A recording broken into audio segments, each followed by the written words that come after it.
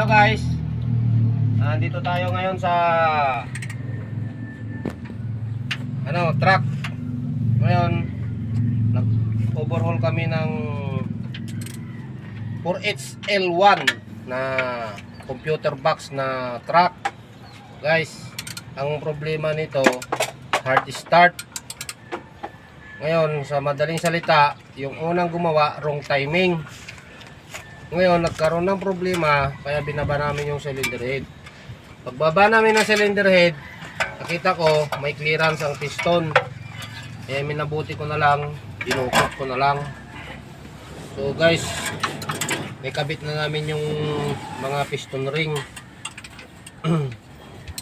Kaya ngayon, ito nang inire-ready ko yung head gasket nya. Ngayon guys, ang nilalagay ko, pandikit.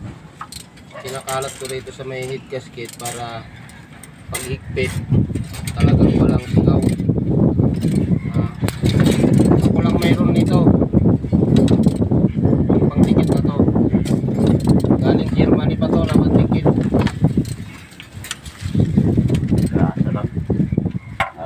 Oo, yung iba grasa nilalagay pero sa akin hindi. Sealant to, sealant. Guys, ngayon kakabit pa na. Ba't ilagay mo yung hindi ko makapuso?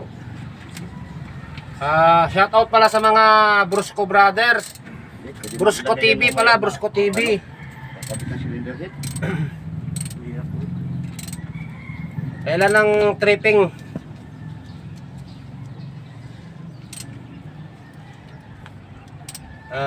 Balikan ko kayo guys pag tapos na to.